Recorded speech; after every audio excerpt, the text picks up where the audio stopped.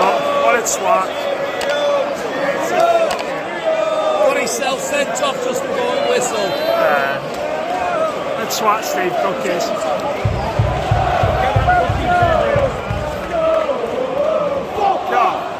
Yeah, just as about half-time whistle meant to go as well.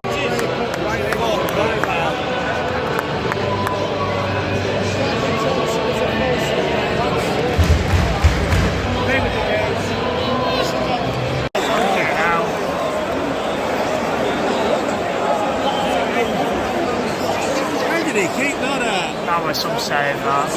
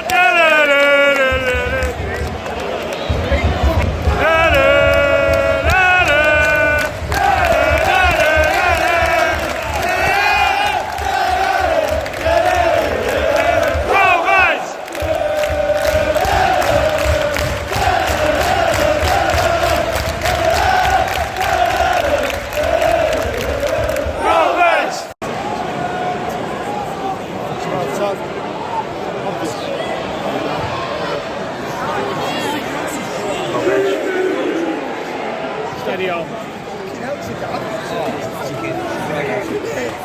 Oh, yeah.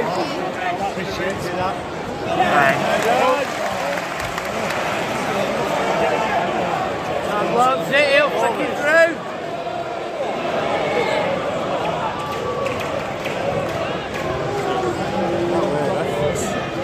Leave it. Give him. Take him on. Keep getting it in. Run it off.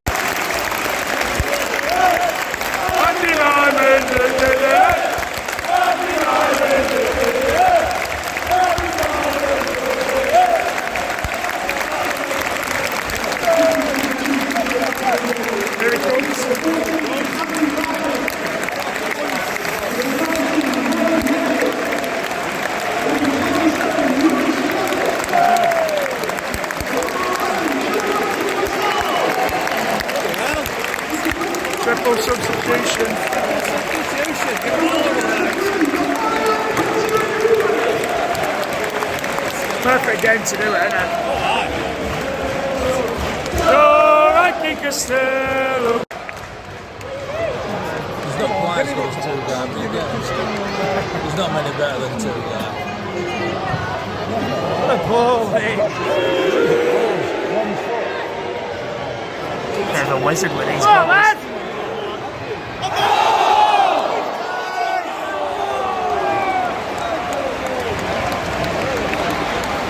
They're getting a right thump in this lot today, aren't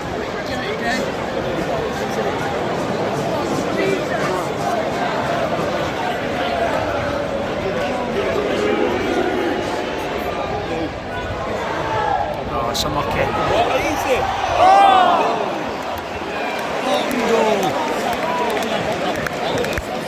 Should have took that away. they? He should.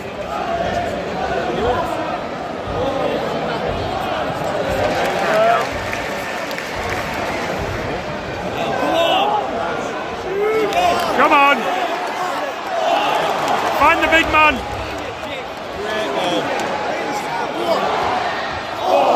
That's...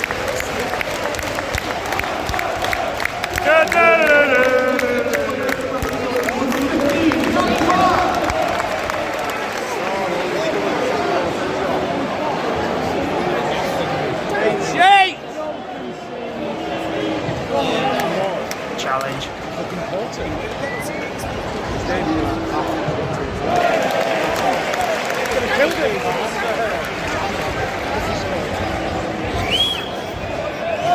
Whoa, ref.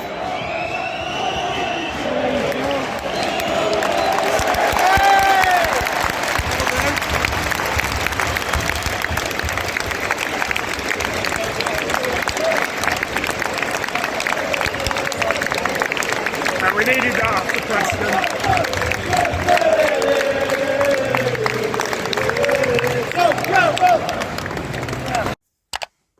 So the unbeaten run continues. The home record as well, 100% points at home. When you think back to last season and obviously we only won 4 games at home last season in the league, something ridiculous. To already have matched that is, obviously immense. And what a start to the season it's been.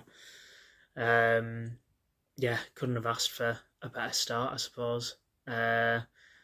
You win your home games and you draw your away games, as I've said, and that's promotion form right there. And you look at the teams around us in the league, and it really does kind of start to put things into context now that we're 7 games in. How well we're doing. All the teams around us, teams that you would have had at the start of the season to be in and around those sort of playoff areas, top 2 areas. But there's always that one team that goes above and beyond expectations, and I'm just hoping and praying this is our year. I think the man who, managed to capture his brilliant assist today for Danny Batth, which I hope you lot appreciated, Todd Cantwell. I think if we are going to make playoffs, he's going to have a big say to do with that. What a ball that was, to put it on a plate for Danny Batth. Unmissable at that point, and just completely ran the show that second half. Towards the end there, showboating, taking the piss out of the QPR defender, who was kind of leaving a bit on him. So I think he wanted to kind of shithouse him a little bit with the, kind of a few flicks and ball rolls and stuff, and kind of just, as I said, taking the piss out of him. But yeah, completely dominated that game in truth. QPR had one really good chance at the start of the game, which they should have scored really. But, just goes wide. And after that, didn't really have a sniff, to be honest with you. Even when they had 11 men, just completely controlled that game. And, obviously, as we've seen last week against Preston, just because a side goes down to 10 men does not mean it's going to be a cakewalk. But at home, you would have hoped we'd go on and win, and we're convincing in doing so. And that's exactly what we did. Yes, it was only 2-0, but the manner of the win was the enjoyable thing. The fact, not at any point really did I ever feel conscious that we were going to concede. It was on the last 5 minutes. QPR really even started to get into our final third. Prior to that, they just had absolutely nothing. And yeah, my heart goes out to those QPR fans who, have travelled all the way up today. Must have got up at 5, 6 a.m, some of them, maybe even earlier, to travel all the way up north for an early kick-off. It was on Sky, and just basically watch attack versus defence all game.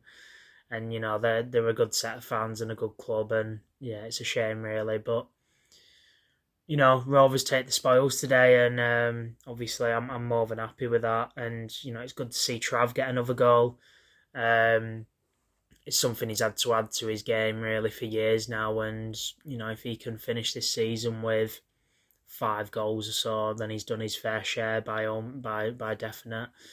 It's refreshing just to see him actually just take a shot on, and just think I'm going to lever it, and it was a good finish, a really good finish. So I mean, my only point of concern coming out today was how quiet kind of Yuki was. Again, he was quiet at Preston in my opinion, and today I think he struggled in part. And the same with Maktar really. Didn't really get him too involved, but when you've got goals coming from up and down the pitch with Travis, Danny Batth chipping in, you've got someone like Todd Cantwell who can just put it on a plate for someone like Danny Batth there, then I suppose you can't complain.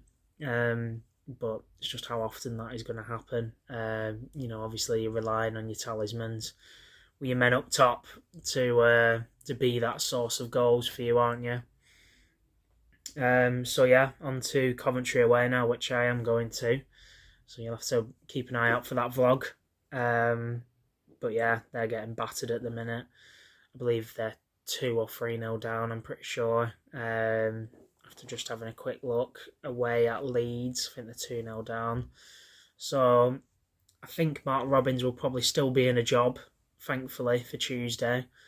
And let's just hope we can take the spoils and then on to Plymouth, what is looking like a tougher and tougher game by the day, really. They've just beat Luton 3-1. Obviously Luton, who were in the Premier League last year, quite well by all accounts. So that could be our first loss potentially. We got absolutely battered there last season. So obviously let's hope not. But yeah, I'm not too optimistic going into that game. But that I think that's just the Rovers fan in me. Everything is kind of showing at the minute that I have every reason to be optimistic. I've said this in other reactions, but it just feels a bit different this season. Yes, we've got a couple younger players, but it's not a team of kids like it was in the past. It was, it was a team of kids with a couple experienced heads in there. It's the exact opposite this season. You look at that team, and yes, you've got Dolan in there, but you're looking at the rest of the team. The team is just full of experienced pros at this level now, and even Dolan is, to be honest with you. He's an experienced pro at this level. He must have, at least anywhere between 100 to 200 games at this level now for Rovers. So, yeah, can't even really count him as a youngster anymore. So it's so refreshing to have that, and also know that we made some subs when we were 2-0 uncomfortable, and you're bringing on the likes of Joe Rankin Costello, John Buckley off the bench, and you're not worried about what's coming off the bench. Whereas last season, we were looking at the bench and thinking we've got Marconde and Talalovic here to try and impact a game, which was never going to happen. So yeah, just so refreshing this season, and the feel good factor around the club is in full force, and long may it continue. So yeah, on to Coventry. I would hope to definitely keep the run going against them lot, especially in the vein of form they're in. As long as they don't sack Robbins between now and then, which could obviously spark a reaction. But if he's still manager, I fully expect us to at least draw, and then on to Plymouth, which, as I said, could be the first banana skin of the season for us. Let's hope it's not, obviously, but yeah, that'll be an interesting one as well, with Eustace going up against Rooney, the man who took his job from him unjustly. So that would be really interesting. So on to Coventry, and yeah, cheers for watching, guys, and yeah, I hope you're happy that obviously I managed to capture that second goal and the brilliant assist, the first goal contribution from Todd Cantwell, who, yeah, as I said, if he's as good as he can be this season, then genuinely think there's every chance we get playoffs this season.